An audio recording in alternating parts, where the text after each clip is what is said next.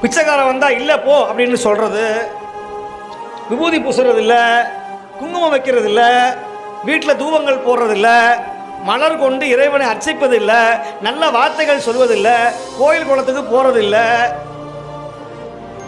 இதெல்லாம் தினமும் நல்ல என்னங்க இப்படி தாங்க நாடே இருக்குது, அவன் தாங்க ஓஹோன்னு வாழ்கிறாங்க. நாங்கள் சாமியாக கும்பிட்றோம், நாங்கள் நடுத்தரவில் நிற்கிறோமே, நீங்கள் சொல்கிறதெல்லாம் செய்கிறோம், வேறு மாதிரியாக சொல்கிறீங்களே சாமி. கடவுளே இல்லைன்னு சொல்கிறவன் தான் இன்றைக்கி பெரிய கோடீஸ்வரனாக இருக்கிறானே. நீங்கள் கடவுள் கடவுள்னு கும்பிட்றோமே, நாங்கள் சாப்பாட்டுக்கே வழி இல்லாமல் இருக்கிறோமே. நான் இல்லைன்னு சொல்லலை, இது உண்மைதான். ஆனால் அந்த கால நிர்ணயம்னு ஒன்று இருக்குது, கால நீதி தத்துவம்னு ஒன்று இருக்குது. நீ கடவுளை கும்பிட்டாலும் பிச்சை தான் எடுக்கணும், கடவுளை கும்பிடாமல் இருந்தாலும் பிச்சை தான் எடுக்கணும்.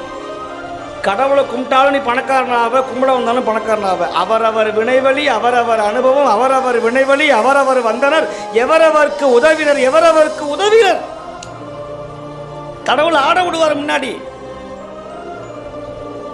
அப்பா ஓஹோன்னு இருப்பான், பையன் நல்லா இருப்பான், பேரனுக்கு கிட்னி ஃபெயிலியர் ஆகிடும். தாத்தா இருக்கும்போதே கண்ணில் ரத்த கண்ணீர் விடுவான், ஐயோ நான் பண்ண பாவத்தையெல்லாம் என் பேரை அனுபவிக்கிறானேம்பா. அங்கே வைப்பான் செக்க.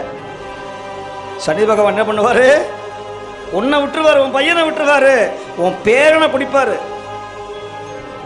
வழி இல்லாமல் சதையை அறுக்காமையே ரத்தத்தை உள்ள வைப்பார். அப்பேற்பட்ட கிரகம். ஆனால் அவரை மாதிரி ஒரு உயர்ந்த தர்மவான் யாரும் கிடையாது.